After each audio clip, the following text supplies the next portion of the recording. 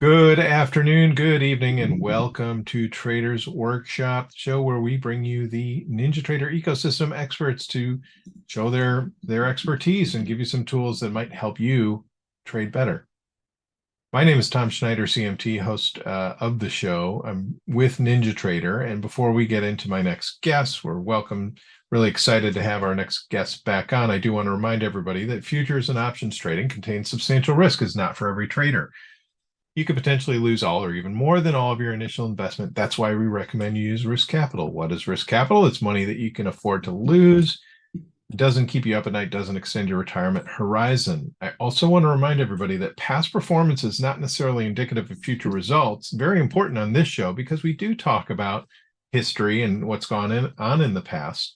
The What we give you here today is also not to be taken as trade recommendations nor financial advice, but should be used for educational purposes only. And with that, I would like to welcome back Steve Rhodes from Mastering Probability. How you doing, Steve? Good. Nice to be with you, Tom. Thanks for the invite. Oh, it's great to have you back. We had you on last year. What a great show that was, Thank and you. love to have you back. We're going to talk about some of the same things. I think you're going to introduce some other concepts here.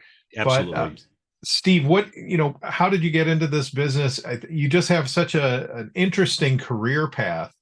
I think it's not unusual to have people who didn't come out of college or school trading, but got to trading through other career paths. And I think yours is one of the more interesting ones. Can you just tell us a little bit about it yourself? Yeah. So the first time that I got introduced to trading was when I was in college. And the first thing I ever bought was a gold stock and actual gold coins. I went to a small private school for the last 2 years. It focused on everybody that graduated from there basically passed the CPA exam, which I did. So I'm a bean counter by trade out there. And but I had an economics teacher that really got me into gold. That was during the Iranian crisis when we went from a couple $100 up to 800 relatively quickly out there. As the years went on, though, I was really more of an entrepreneur than anything else. So I was involved with a computer startup. We went from zero to $100 million in 5 years. That was during the so-called like computer land type days. We had a company like that. It wasn't computer land. It was called Intercomp at that stage. We were the largest. I was the largest reseller in Florida. I had a lot of relationships with all the top Fortune companies. And Disney being one of them. I was in the Orlando area, and I went on to own and operate concessions inside the Disney theme parks out there. So it was Disney, Universal, really had stores all across the globe out there, and all types of tourist areas. I sold that business, and what really got me interested was I was just kind of tired of my financial advisors just telling me that there was no way to time a market. So being a natural bean counter mathematics person, I said, there's got to be a way. I couldn't imagine in my business telling my clients, Disney Universal, that there was no way when I would go into a new location that I could gauge the amount of revenue that we could produce. That I didn't really understand my business. So I spent time training. I went and hired people. I went and hired individuals that were really successful in this market. And so over the course, we really started that in 2006. And what that led to me doing radio or podcast each day. I do that. It's hosted by the folks at tfnn.com. It's called the Trader's Edge Show. And so that led me into as you know, in doing a tool, you want to be able to provide good and accurate information to your clients. You want to help everybody that's listening in. And so what I did was I reached out to the folks at Timers Digest, and they had tracked maybe about 100 of the top market timers across the globe. And I did this back in 2017, and they said, yeah, but we don't really report on anything for a full year. Well, when that first year was done, which was 2018, I was named the Market Timer of the Year. I was first, and they only really track three different things, Tom. They tracked the S&P, gold, and bonds. I was number one with the S&P and number one with regard to bonds out there. I was number four when it came to gold. In 2019, I missed being Market Timer of the Year by 0.13% for S&P 500 points out there. So the tools that you and I will talk about today are the exact same tools that I used in order to get that accolade. So it's just been a wonderful experience being able to sit down in front of a chart. I like probably everybody out there. We all had that experience. Used to be maybe you read Barron's or the Wall Street Journal. You'd open up to the back end and you see all these charts. Maybe it was the IBD or something. And like, what does all that mean? Turns out Right. it does have meaning. If we use different tools and indicators, it can help us to assess what the market's communicating to us. So that's kind of the long story. Sorry about that. Well, no, that's great, Steve, and I appreciate it.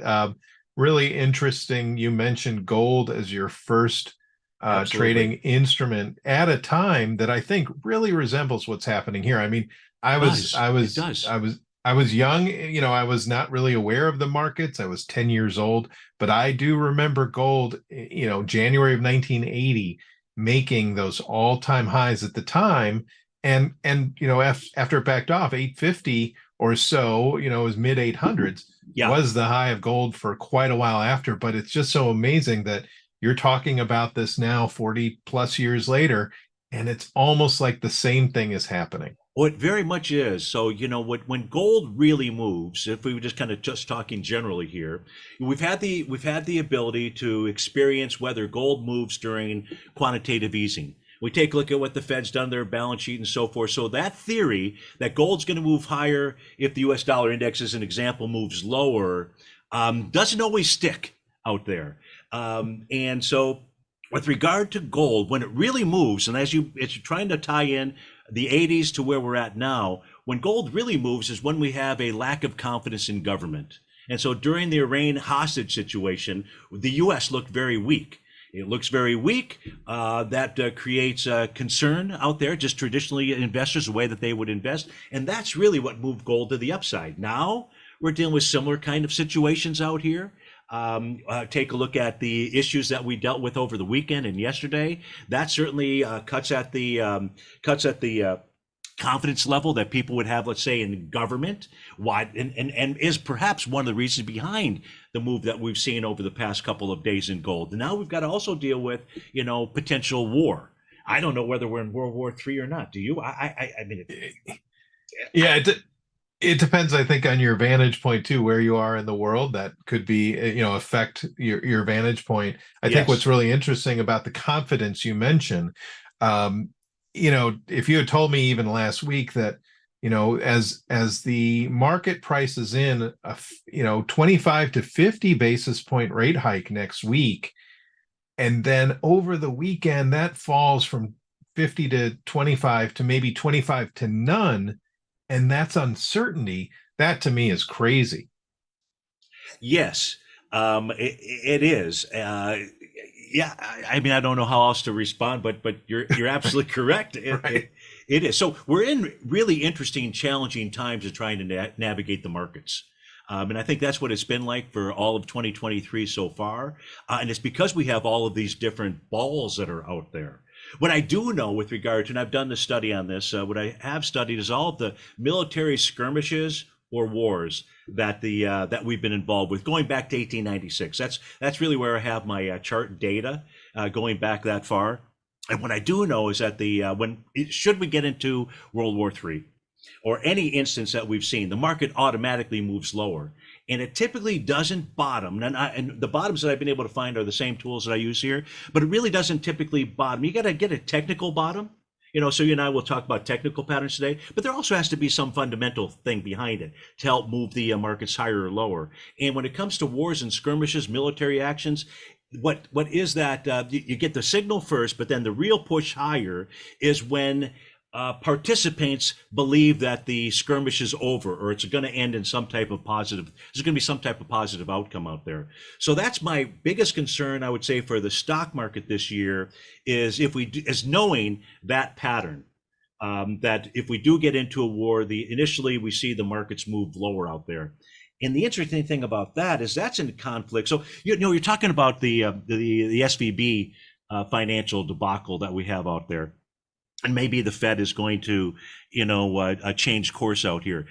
As the U.S. dollar was moving higher, my biggest concern was the sovereign debt defaults, because we've got 13 to 17 trillion, I believe, of U.S. denominated debt issued by other countries in their local It's, it's based on the US dollar, but yet the US dollar is moving higher and their local currency is moving lower. I mean, if you took it like the Egyptian pound as an example, in 1 year's time, it's gotten cut in half. Now, I don't know if they issued any debt denominated in US dollars, but if they did, they've got to come up with twice the money, just to pay the. So my biggest concern was I really thought we'd see more of the sovereign debt defaults versus, things taking place in the US. Yeah, and that's one of the things that helps guide policy, right? Or hopefully part of this inflation picture is getting on top of that inflation, kind of caps that dollar, and you're right, the sovereign debt doesn't go default, in these different countries. Yes. There, like you said, there are so many balls in the air, and I think your background, like you said, you called yourself a bean counter, right? I am, absolutely. You're a numbers guy. I come from more of a scientific numbers background than, let's say, fundamental background. It's funny we're talking about fundamentals, but Yes. ultimately, as a technician, the why is kind of the last question, right? Not to be, Absolutely. when we're looking at a chart, we're looking at price, we're looking at volume, we're looking at the indications that are derived from both price and volume. And the why is kind of the last thing. It's nice to know. It's nice if somebody asks your opinion, you can say, well, I think this, but the chart can help you tell you what is going on in terms of those parameters, price, volume, and then the derivatives thereof. Yeah, and oftentimes what my experience is, it's not 100% of the time, but oftentimes the market gives us that technical pattern, gives us that first indication before that so-called shoe drops, or whether it's a move to the upside or the downside out there. And so the why typically gets answered after, right? The technical pattern forms out there. It's kind of like we're saying, it's got this pattern, but where's the fundamental piece of that puzzle behind it? It usually shows up just like, there were topping signals inside the financial sector, inside the regional banks and so forth. It's kind of like somebody always knows something ahead of time, right? Yeah. And then that gets into the technical patterns that we take a look at. That's the best way that I've been able to, summarize it as far as what happens. Well, in price, we like to think that everybody out there has access to the same information. We know that's not true, but price of a market can capture all of the information to the degree that it's disseminated, right? Yes, yes. I assume that every bar in this chart that you're showing right now, or that I have in front of me that we'll see in a moment, that every bar is reflecting the news, the information, whether it's particular to companies or an index or a country or whatever it is. All the prices is what we say baked in, right? It consumes all of that. So yes. And this chart here that we're taking a look at, is okay if I mention that and we take sure, of course, yeah. So this is a follow-up to our workshop that we did last year. We did that on December 15th. And on December 15th, I share with the audience what I refer to as the Rhodes Momentum Indicator tool. And people here that are listening, they can get access to this. They can subscribe to my newsletter service. We'll give them that information later. And they can, when they subscribe, they get 30 days for free. And it includes the videos of my patterns that I use. So the ones that we're going to talk about today. And these are really great patterns. So since the 15th, remember when we were talking, markets were still moving lower to the downside, and especially the NASDAQ, right? It was the tech wreck that was out there. So the pattern that we took a look at was Rhodes Momentum Indicator. Well, since we were together on June 15th, in fact, on October 21st, 2022, is when I got a weekly Rhodes Momentum Indicator bottom signal confirmed. My patterns get confirmed with bullish or bearish reversal candles. So that pattern started forming. This is not any patterns, no lines that I've drawn in here. This is all tools that I've automated through the NinjaTrader application. And so when the pattern is present, it starts drawing these lines. What I look for then is a bullish reversal candle. It was a bull sash candle the following week that actually confirmed that pattern. Again, we didn't fundamentally understand why, because everybody's still talking about how, it was still a tech wreck out there. The important point about this weekly time frame is that when I pull this back and I show you other NASDAQ 100 Rhodes Momentum Indicator bottoms out here, we had one back in 2002, and then we had one back at the 2008, 2009 financial crisis. Most people don't understand that or realize that it was the NDX 100 that actually bottomed in 2008. when markets when in 2009 it never made it all the way back down to the bottom of that swing point, which is kind of an interesting thing. And then we got the bottoming signals from the Dow and the S&P and the Russell and the markets. Obviously, so the point is that it's a really cool tool. It's a tool that's been it's a pattern that has been present before the beginning of every bear market, going back to 1896. That doesn't mean that every time the pattern is present, it turns into a bear market. It just has preceded every single bear market. And it really works well at bottoming patterns, as is shown here on this chart for the NDX 100. So important for us to understand, there is a significant technical bottom that was put in last October. Right. And so, we do want to say past performance not indicative, but I think you cover that when you say it's there before the bear markets, but not every signal indicates the bottom of a bear market, right? Absolutely. So if you can explain a little bit, you've got these three lines. You've got the, the indication in May drawn to three different candles in September, and then of course to the low in October. Yes. Are we saying that those three candles that they're drawing to gives us confirmation of sorts, but you could have multiple confirmations off of that RMI, or I'm going to call it RMI. Yeah.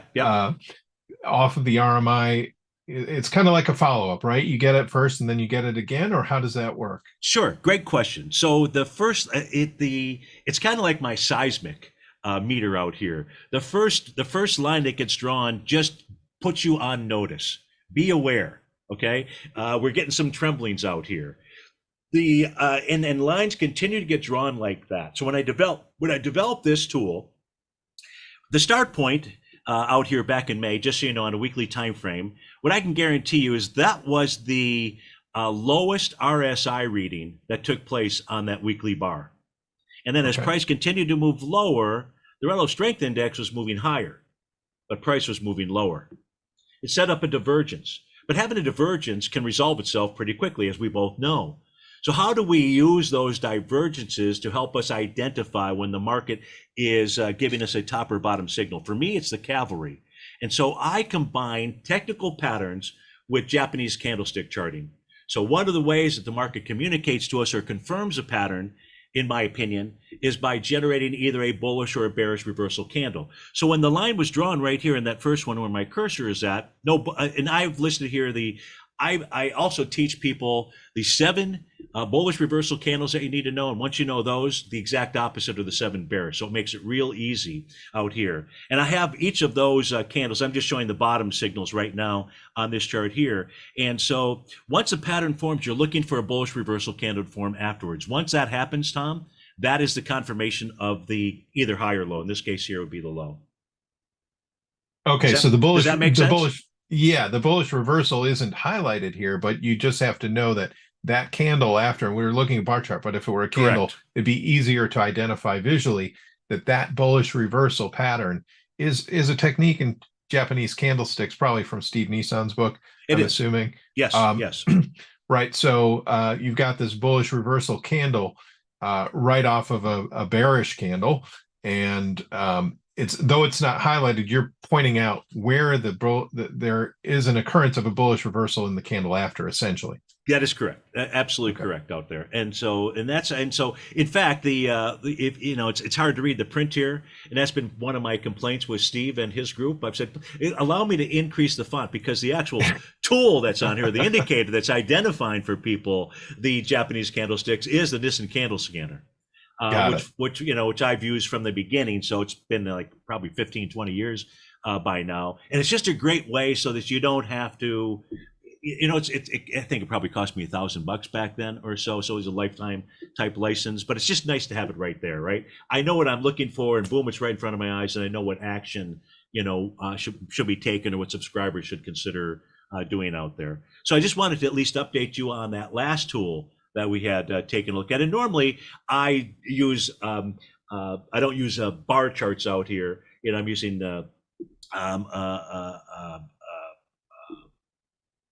traditional Japanese candlestick tools. Sure. And that's what we'll see when I take a look at, some of the other charts that we might take a look at out here. So just real quick, we were looking at historical, I call it historical data, or daily data, right? It's historical, it's not intraday. But these tools can be used on an intraday basis. I'm assuming they Oh, work the same way. absolutely. Yeah, Yeah, absolutely. In fact, we take a look at, here's an example of, so I've just gone off of the presentation, and what should be showing is 8 different charts out here. And this is all for the euro right now, but we can take a look at anything. So the first thing I'd like to share with people that are watching and listening is, if you take a look at my timeframes. Now, these are the timeframes that I use, quite frankly, when I'm analyzing an individual stock or an ETF. And as we know, individual stocks and ETFs, not take a look at the post hours and the pre hours, we're trading for 390 minutes. So one day is a 390-minute bar.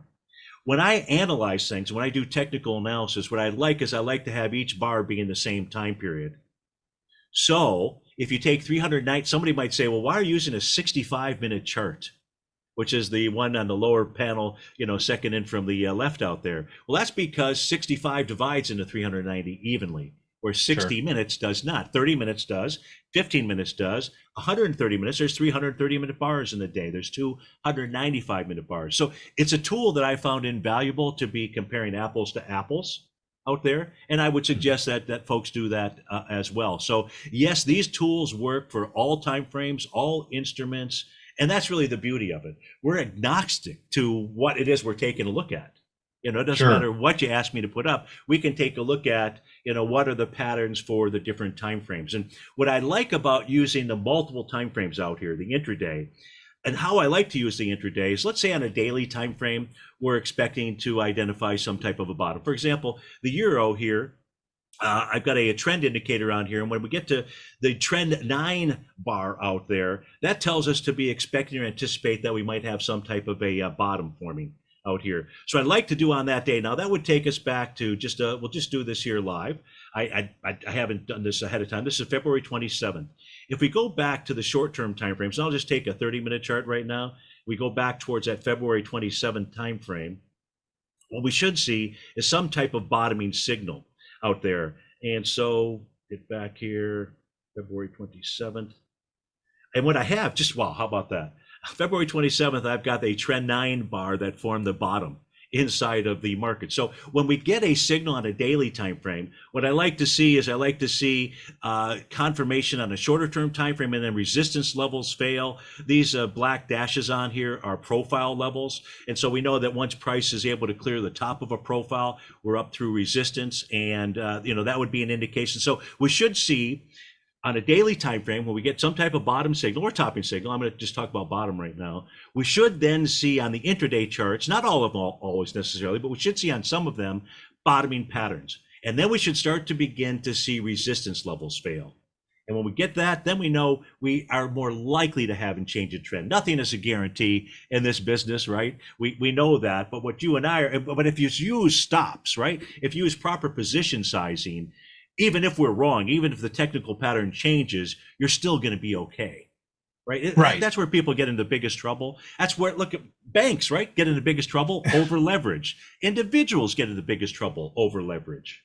Right. And we always kind of promote the risk management when you place a trade. We use simulated account. You want to have your stops in. That's kind of the first order of business once you're in a trade. And even sometimes before, right? If you know where you want to get in, you might put the stop in where you think you would be wrong before you put in that order, assuming you're not in a fast moving market. I have a question though for you, Steve. I think you mentioned daily. I always refer to this as fractal analysis, right? We're looking at Sure. different time periods to see, confluence, so to speak. So when you see a signal and you've got 3 different historical time frames, let's say the daily chart, like you mentioned before, do you step down into the 195-minute first? Or do you kind of scan and look for the one that might give you confirmation that you can see right away and then delve deeper? And to me, it seems like systematic. If I get an indication on my daily chart, well, the next thing I want to do is go down one level, whatever that level is. In this case, for you, it would be a 195-minute. It could be 180 for somebody else, or whatever their next time frame down would be. Yes. Is that kind of your systematic process, or are you more of a scanner and hunter? No. So yes, it is systematic. So thank you for even pointing it out and recognizing that, and that you do the same type of thing. Do I have to see a bottom pattern on the 195-minute chart? No, I don't put the requirement that I have to see it on any any one of these that it has higher priority. Would I prefer to see a bottom signal on a 195-minute chart, one step underneath the daily? Absolutely, right? Because that's just giving us confirmation on even the larger type timeframes out there. So so I just brought up this chart here, which is the KRE. So the regional banking ETF out here. Now, interestingly enough, if we take a look at the daily time frame, I'll just simply expand it out. And the cool thing is that this isn't anything that you and I talked about ahead of time. Like to set this up, people are going to say, no way, these guys are setting stuff up. So one of the indicators that I also use is a trend indicator. When we get to the 9th bar of that trend indicator, it tells us to be aware that we should see some type of change in trend. We're likely to see a change in trend. It might be a sideways move. It might be the bottom or the top. Well, it turns out that push lower yesterday inside the banking index out here got us to that trend indicator of bar number 9.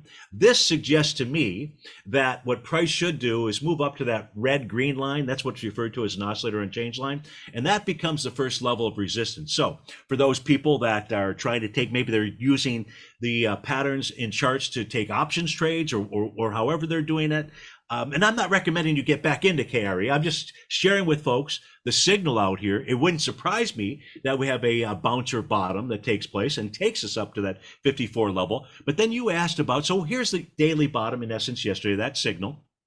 And it is the following day after bar number 9 that I also take a look at. But if you take a look at the 195-minute chart, what do we see out here? A trend indicator 9. I also see a wave number 7 count. That's a letter G. That's another tool and pattern that I use out here. And so what this is telling us is that we should see a bounce up into, again, what I refer to as the oscillator and change line. So the daily's way up at 54.34. The only way we get up there, Tom, is price has to close above the 195-minute one. Valid bottom, that's going to become the natural price target. Now that number is going to move up and down, so folks that are listening, don't use it right to the T. Use that as kind of a range out there. If price gets deflected, in other words, on this 195-minute chart, if price gets up that red line and then turns right back down, that red line is telling us two things. It's telling us our price oscillator, which for me, I use the difference between the 19 and the 39-day exponential moving average. So it tells us that the price oscillator is below 0. For an oscillator on change line, when price is below it and the color is red, I know some people are colorblind, so I can't say the difference between red and green. But on my chart, if you can, it's below a red oscillator and change line. That tells us we have a falling price oscillator below 0. Those are bearish conditions. Technically speaking, period, end of the story. Doesn't mean that they can't be bearish conditions that are working their way out to try to get to the bullish zone, but they're simply bearish conditions. So if price got up to that red line on the 195-minute chart and turned back down, that tells us we're likely going to go revisit that low that was put in there. Well, and you bring up a good point, I think, which is, I don't think it's discussed enough, which is price crossing a line like an average of sorts. There is something to the fact of how that line is trending, right? So if price can't get above a downward trending average line, that's Absolutely. really bearish, Yes, right? Yes, totally. Whereas if it's increasing, yeah, it's not as bearish because that oscillation or that average rather is increasing. Any failure to cross a line is bearish of sorts. But if you can't get above a falling bearish, don't be surprised. That's kind of where the price is going. That's what that downward trend is mentioning, or Absolutely. is suggesting, I should say. No, very much so. But now looking at your 130-minute, it's kind of the progression of the price, right? So we on the daily we haven't hit that average. On the 195 we have, and guess what? We did on the 130. Right, and it knocked it right back down. So what we now know in trying to pick apart the trade, so to speak, as we back down, we know that red oscillator and change line has acted as resistance. So until price closes above that, right, we have to assume, now there is support here, and the support that I've got is at 46.40. And that, again, is the bottom of a market profile. That is where the buyers are lined up at the moment. Sellers are lined up at 52.38 and 55.37. But we also know, you and I also know, because of using that average line, that we also have sellers that are sitting right there. and it shows us all the time. So that's the 130-minute chart for the KRE. If we take a look at a 65-minute chart, this formed that bottom pattern that we were speaking about earlier. This is that Rhodes Momentum Indicator, the RMI. Price is moving lower, doing less relative energy. The confirmation comes when we get that bullish reversal candle, which we can see here was a bullish engulfing bull sash candle, and that identified the bottom for this time frame. What we haven't seen, now here at least, price has taken out that red oscillator and change line. So it's got some promise. But the real significant level of resistance that this would have to take out to tell us that this is more than a counter trend move would be up at the 54.30 level. And that 54.30 level, and again, I teach this to folks that subscribe to the newsletter. This is part of that trend 9 count out here, and that helps us to establish a resistance point, and that's up at that 54.30 area. And that's what I really use on the intraday charts. If I go from the 65 all the way over to the smallest time frame that I use out here, which is a 15-minute chart, this shows us now on a 15-minute basis, this shows us wave number 7, that's the letter G out here. It shows a Rhodes Momentum Indicator bottom. We can see that price, the first line that moved down here was confirmed. So that was a little bullish piercing candle that formed. Price has consolidated for a little while. This is a 15-minute chart, so for about a half an hour or so. And then it forms another bullish reversal candle, that Three River Morning Star pattern that's out here. So it was telling us, even on a 15-minute basis, that yesterday morning, as everything was going on, it was giving us a signal to say, hey, hold on here, folks. I'm really trying to form a bottom. In essence, that's what it's done. 5207 is a number that price must close above to suggest to you and I that there could be a change in trend here. Otherwise, the way that this is used is that would be the counter trend point where we would start to see price perhaps turn down from. That's how I would use that. Right. It's a resistance level until it's not, right? And when it's not, then you're thinking it's like game on. According to this indicator, it's not, doesn't mean it's going to absolutely do it, but that's an indication of. That's why we call them indicators. Exactly. But that's what we're looking for. So it's like going back to the beginning of our conversation, and you start with a blank screen and you see all these candles or bars or what have you, and how do you make hay of it? Well, the cool thing is that there are patterns that are present, not necessarily in every stock, right? Some stock charts we look at are a little schizophrenic.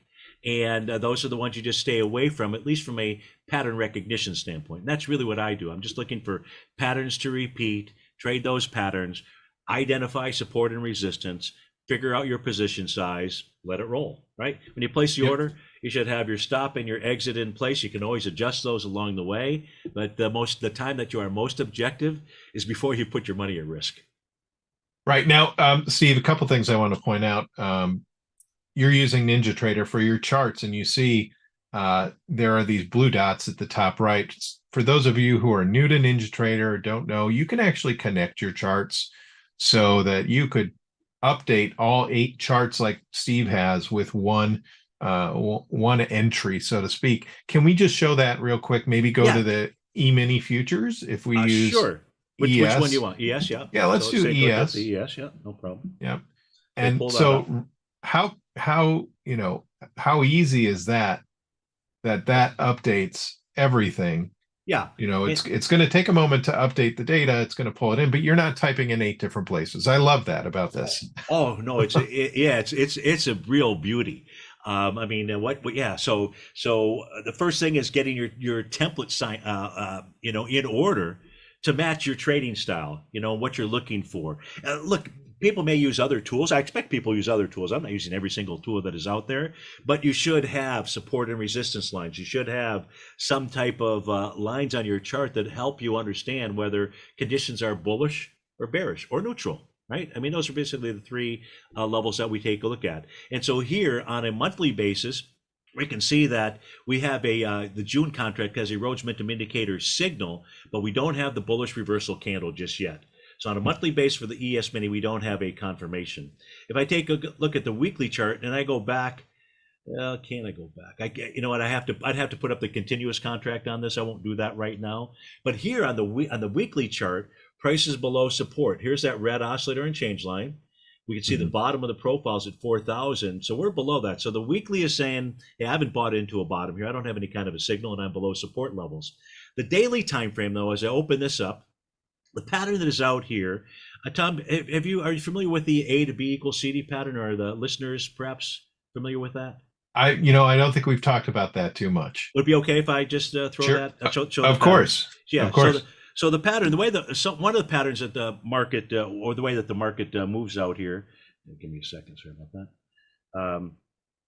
The only thing, well, like with any program, if you hit the wrong key, you get the wrong thing. So Right. occasionally I do that. I'm just going to draw a line from what I call the A point. It's going to be the high of the pattern down to where I see a swing point where we see a reversal, a slight reversal, if you will. So that becomes my A to B move. And it tends to work out the way that stocks will move is, and the first person that taught me this pattern is Larry Pesavento. I know you're friends with Larry out here. So this is where I got the pattern from. If we just duplicate that line, just giving you the basics. Now, inside my newsletter service, I have a workshop that covers all of this. So A to B, then it makes a retracement up into that C point out there. So this is called an A, B, C, D pattern out there. And here is the one-to-one price projection. So we knew that when price closed below the swing point of March the 2nd out there, this pattern was triggered. And what it does, folks, is it gives us a price projection of where we believe price is going to move to. Price can extend beyond the one-to-one move, but once we get to the one-to-one area, what we're looking for is a bullish reversal candle. That will then confirm the pattern. The pattern that would confirm two terminologies for it, a Gartley buy pattern, which is from H.M. Gartley's book back in the 1930s, I believe, 1920s, maybe 1915, great book out there. But here we can see that price hit that objective yesterday, that one-to-one, and right now as we speak at 12:38, we're getting a bull sash candle. And as long as price closes over the open from yesterday, which inside the ES mini is 39, 20, 50, this is telling us that we are likely going to have a rally. If I were to now ask you, just based upon our discussion today, where is it that that rally is likely to head into resistance? The answer is going to be that red oscillator and change line. We know that that is going to be a resistance point. And because it's red, if price just gets up there and rejects it and closes back below, well, then we certainly have gotten a message that so far, this has only been a counter trend move up to resistance. There's other resistance levels above that area, but that would be the first one that would likely come into play. And that's also a very cool pattern, and it also works on all different time frames. So knowing that we have a bottom signal right now on the daily time frame, then we step back, just like we did for the banking index. We step back and take a look at the intraday charts, right? So you take me down to the 195. What do we have out here? Here's a Rhodes momentum indicator pattern, a bullish reversal candle. Price right now dealing with resistance. It's already closed above resistance at 39.45 level. So the 195-minute chart, it actually is creating an A to B equals CD to the upside. Okay, if I draw that in here? Sure, So, of course. yeah. And by the way, just before we go on, Steve, because if there are some people that are new, can we just highlight that bullish reversal pattern? It's a piercing pattern that we saw. That piercing pattern, I believe, is when we have a bullish reversal, it gets over halfway through the body of the previous bearish candle. That is correct. So it's looking at that bar here. Let me, from 195-minute time frame, I can tell you exactly when that was. That was the bar at 10:15, 10:15 this morning. No, 10:15 yesterday. My apology. That was 10:15 on March 13th, whatever March 13th. Today's the 14th. Yep.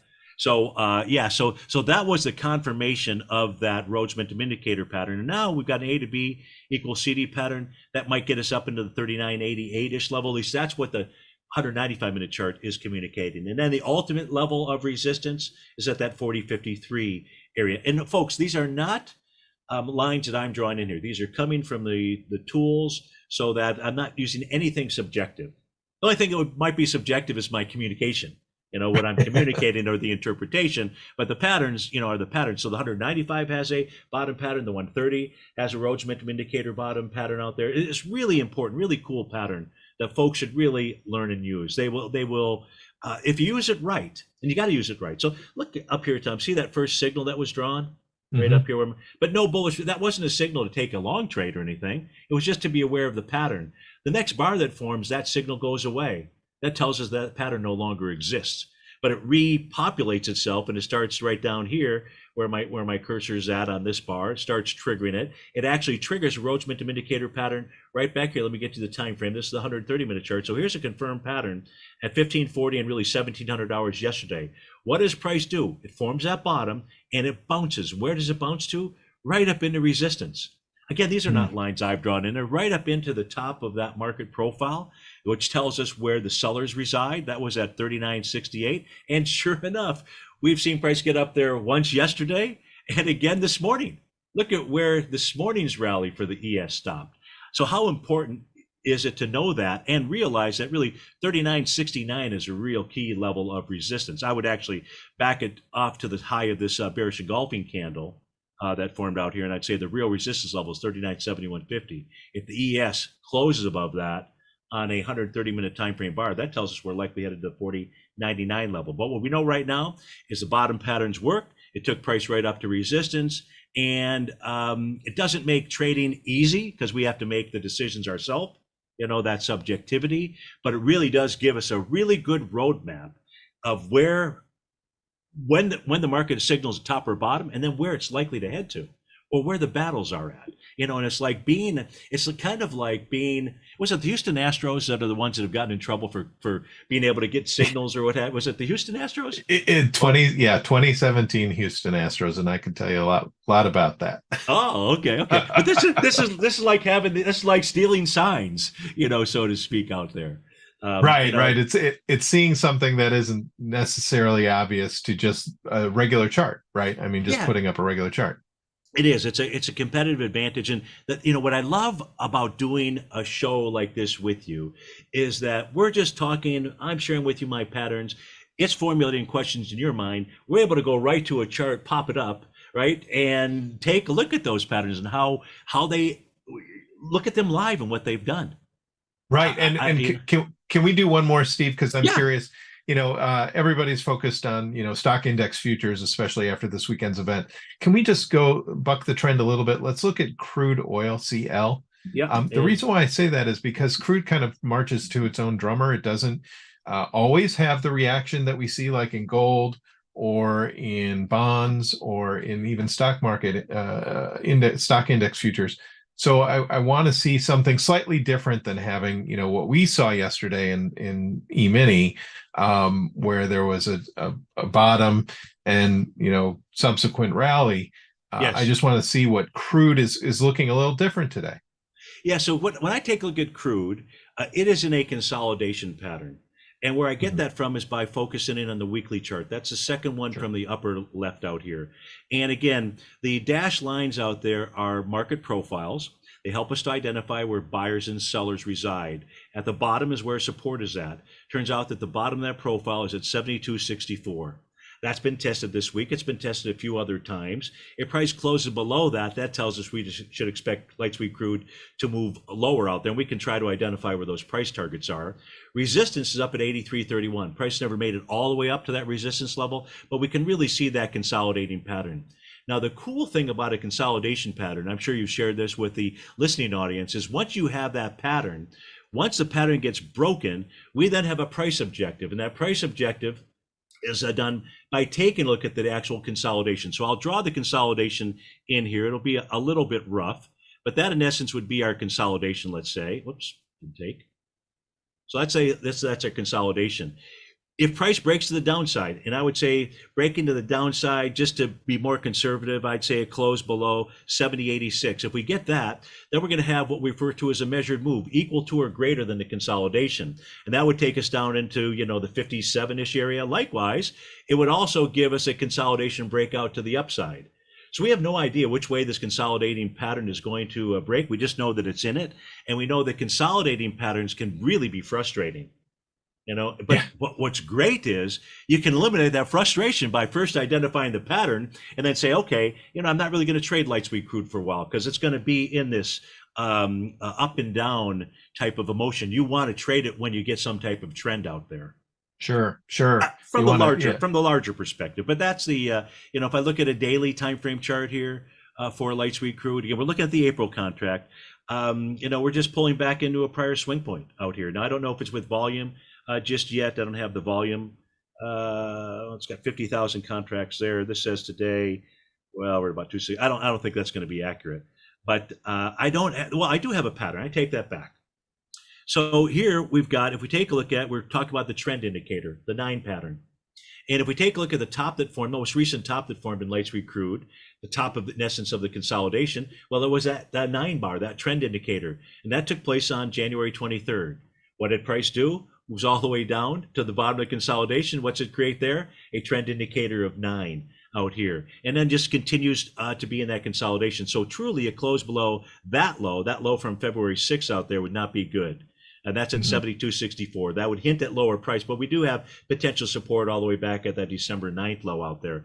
So now the cool thing about that 9 count is each evening, Tom, I run through about 6,000 different stock charts.